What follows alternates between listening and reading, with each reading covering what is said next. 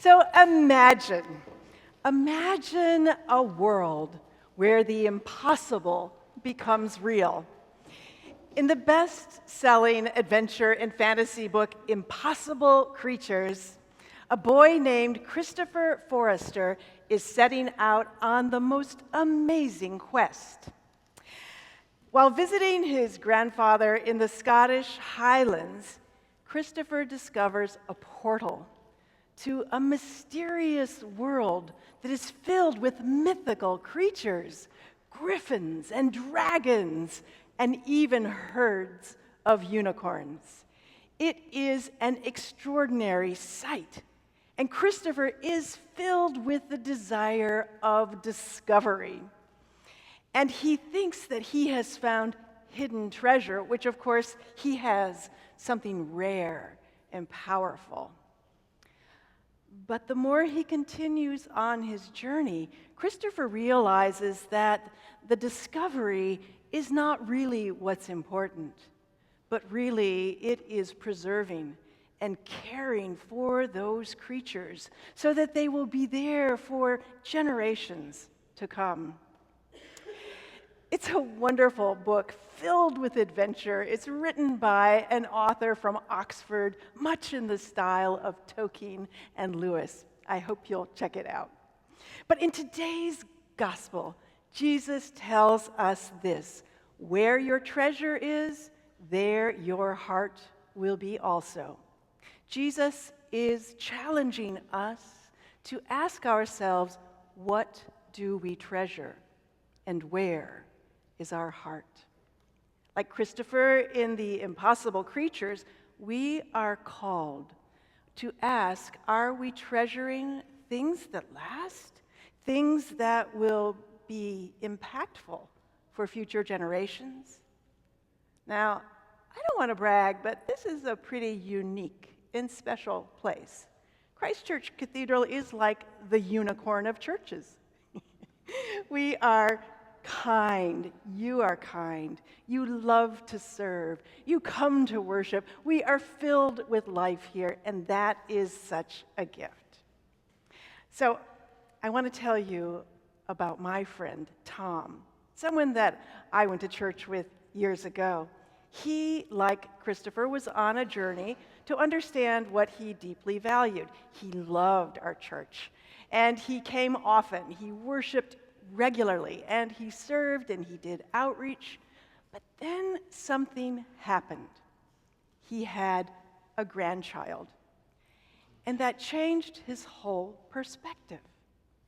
One day, his granddaughter Emily asked, "Grandpa, why is it that you go to church so much?" And that question made Tom give words to what was in his heart. And he realized that his commitment was not just to himself, as much as he loved the experience of church. It was for his children and his grandchildren and all the children of the church. And from that day on, he knew that he was investing his time and his treasure in something that had lasting impact, something that it was important for him to leave for generations to come. He wanted his grandchildren to have the kind of church that had shaped him. And so today, as we bless animals this afternoon in the garden, and some of our children are bringing stuffed animals for blessing today at this service, that serves as a reminder that we really do cherish what we hold dear and what we want to protect, and how we are also called to cherish and protect this faith community, this place that creates a life that is truly a life.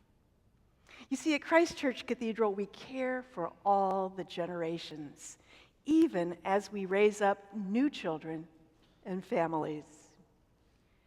What we leave, the inheritance that we leave for our children, is shaped by our faith, but it's also shaped by the faith of those who came before us. This is the church for all generations. And speaking of things that this church is known for, of course, our warm welcome, our inclusion, our hospitality, and of course, the best breakfast in the bluegrass. And I'm pretty sure that if you read the gospel closely, Jesus mentions biscuits and hash browns right after love your neighbor.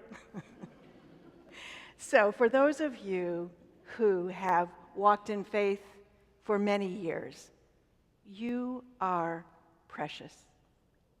You are irreplaceable. Your prayers and your presence, they sustain this community. And together we are creating this church where children can flourish and our elders are honored.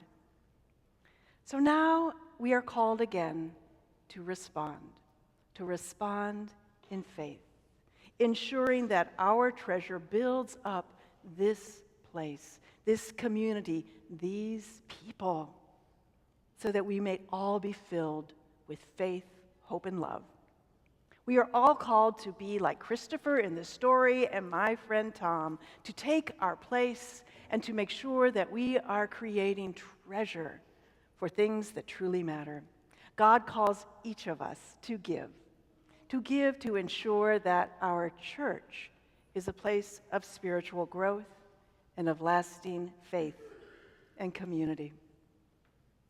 And so as we begin this walking in love, responding in faith journey over the next 4 weeks, I invite you to reflect along with me. Where is your treasure? Where is your treasure? And may we all be filled with the joy of placing our treasure where our heart truly is, with God, and with the impact that we are creating for generations to come here at Christ Church Cathedral. Amen.